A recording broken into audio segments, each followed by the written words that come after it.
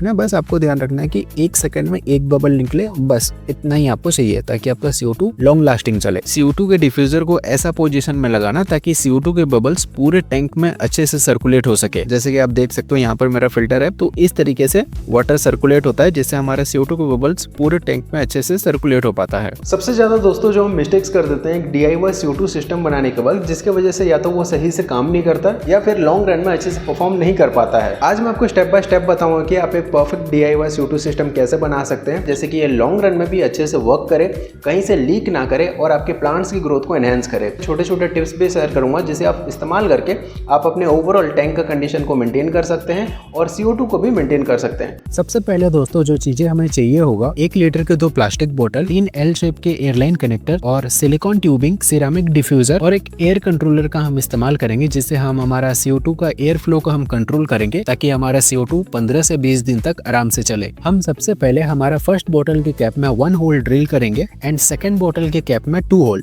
Whole को जरा छोटा रखेंगे ताकि कनेक्टर टाइटली फिट हो सके। कनेक्टर को अच्छे से लगाने के बाद हम फेविक्विक से इसे अच्छे से चिपका देंगे। देन हम इसके चारों तरफ थ्रेड बांधकर फेविक्विक डालकर और अच्छे से चिपकाएंगे और कैप के अंदर तरफ भी हम अच्छे से थ्रेड बांधकर इसे अच्छे से चिपकाएंगे ताकि ये लीक प्रूफ हो सके। देन आपको पाइप को कुछ इस तरीके से लगा लेना है और आप देख सकते हो मैं किस तरह से इसे लगाया हूँ। पाइप को कनेक्ट करना बहुत ही सिंपल है, आप इजीली कर सकते हो। बस आपको ये ध्यान रखना है ये जो पाइप है ये इसमें कनेक्ट होगा और नीचे में और एक पाइप अटैच होगा, इसलिए आपको ये अच्छे से थोड़ा सा लगाना है। और जो हमारा ये सेकंड होल है और इसमें हमारा ये डिफ्यूजर कनेक्ट रहेगा और हमने ये जो छोटा पाइप यहाँ पर अटैच किया हुआ है ये यहाँ पर ना CO2 को फिल्टर करेगा और कोई भी वेस्ट पार्टिकल्स को हमारे मेन टैंक में एंटर होने से रोकेगा। अब आता है सबसे इम्पोर्टेंट बात, ये ब्लैक वाला चीज क्या है, और यही हमारे CO2 सेटअप का सबसे इम्पोर्टेंट और मेन पार्ट है। ये है एमसील। ये आपको इजीली किसी भी इलेक्ट्रिकल शॉप में मिल जाएगा, 10 रुपए का आता है और इसके अंदर आपको 2 पैकेट मिलेगा और उसको आपको अच्छे से मिक्स कर लेना है और आपको मेरे तरह इसे अच्छे से लगाना है और एक लेयर आपको लगाना है। आपको बहुत ही अच्छे से और ध्यान से लगाना है ताकि कोई भी जगह ना छूटे और जगह छूटने की वजह से एयर लीक होने का चांसेस रहता है, इसीलिए आपको इन चीजों को थोड़ा सा ध्यान से करना है। देन आप इसे 5 से 6 घंटा के लिए इसे सूखने के लिए धूप में रख दीजिएगा। जब ये अच्छे से सूख जाए ना तो ये बहुत ही हार्ड हो जाएगा और देन उसके बाद आता है फिर और एक काम आता है कि उसके ऊपर आपको फेविक्विक डालना है और एक लेयर पूरा सब तरफ से फेविक्विक डालना है और फिर से आपको ना एमसील का और एक लेयर लगाना है। और अगर हम इसके ऊपर और एक लेयर लगाते हैं तो ये एक्स्ट्रा प्रोटेक्शन देता है और लीक होने का चांसेस पूरा ना के बराबर हो जाता है। यार अगर आप इस तरीके से बनाते हो तो मुझे नहीं लगता कि ये लॉन्ग रन में कहीं ना कहीं से लीक करेगा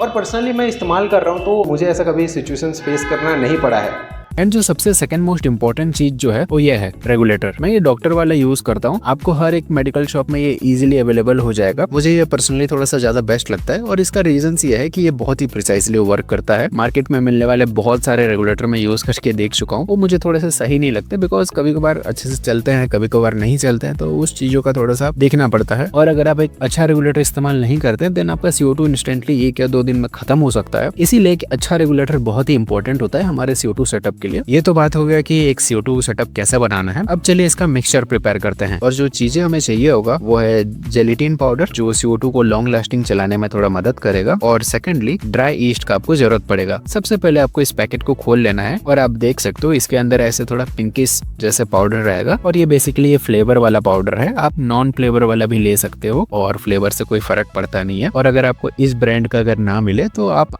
अगर पाउडर भी ले सकते हो। और देख सकते हो इसके अंदर आपको कुछ ऐसे छोटे पैकेट्स मिलेंगे, इसको आपको अच्छे से इसमें मिक्स कर देना है और आपको अपने बोतल का इतने लेवल तक का पानी ले लेना है और आपको इसे अच्छे से ना बॉईल कर लेना है। और जब ये थोड़ा सा गर्म हो जाए देन आपको 1 बॉल शुगर का इस्तेमाल करना है और शुगर का क्वांटिटी थोड़ा सा अगर ज्यादा भी रहे तो अच्छा है, कम मत कीजिएगा, ज्यादा रहेगा तो ज्यादा बेटर रहेगा। और आपको इसमें इसे ऐड करना है और पूरा कम्प्लीटली डिसॉल्व होने तक इसे अच्छे से मिक्स करना है। और उसके बाद आपको हमने जो जेली वाला पाउडर बनाया हुआ था उसको आपको इसमें ऐड कर देना है और थोड़ा सा ना उबाल लेना है। और जब ये पूरा कम्प्लीटली अच्छे से मिक्स हो जाए तो इसको थोड़ा सा ठंडा होने के लिए रख दीजिएगा। ज्यादा नहीं यार, ज्यादा भी ठंडा नहीं करना है, नॉर्मल टेम्परेचर में आ जाए तब इसको अपने बोतल में से फिल कर लेना है। और जैसे आप फिल कर लोगे और अभी तो ये लिक्विड फॉर्म में है और वंस जब ये ना थोड़ा सा ठंडा हो जाएगा तो ये पूरा जेली बन जाएगा। और जब ये पूरा अच्छे से जेली बन जाए आपको थोड़ा सा पानी को गुनगुना गर्म करना है और बस आपको इतना गर्म करना है कि आप अपना उंगली उसमें डिप कर सको। देन आपको इसमें 2 चम्मच चीनी डालना है और पानी थोड़ा गर्म रहेगा तो चीनी अच्छे से डिजोल्व हो पाएगा। और आप देख सकते हो मैं पानी का क्वांटिटी कितना यूज किया हूँ। पानी का क्वांटिटी को ना थोड़ा सा कम ही रखिएगा, ज्यादा इस्तेमाल मत कीजिएगा। उसके बाद आपको इसमें एक छोटा चम्मच ड्राई ईस्ट डालना है और इसको अच्छे से पूरा मिक्स करना है।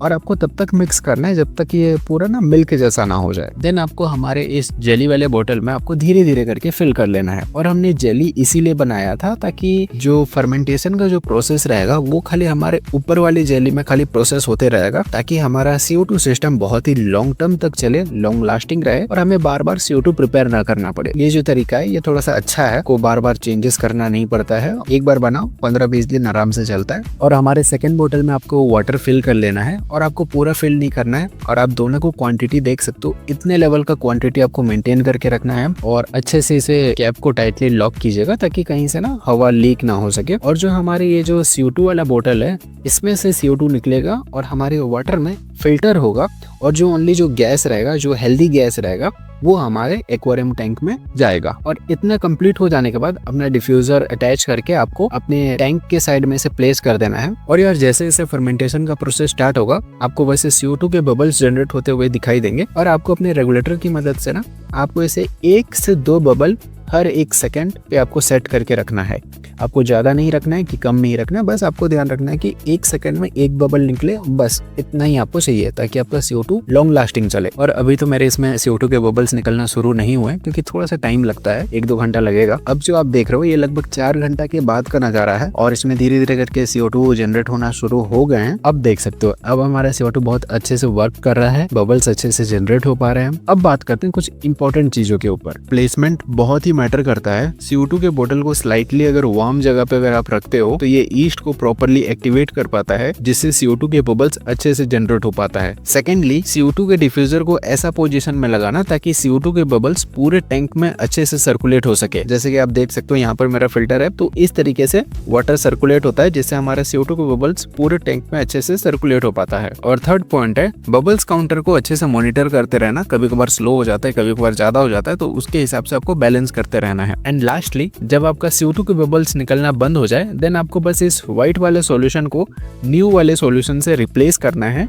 और आपको बोतल को ज्यादा शेक नहीं करना है, ज्यादा हिलाना नहीं है, वरना इससे आपका जेली डिस्टर्ब हो सकता है और आपके CO2 बबल्स फिर से जनरेट होना शुरू हो जाएंगे। आज के लिए बस इतना ही यार, मिलते हैं अगले वीडियो में, तब तक के लिए हैप्पी फिश कीपिंग।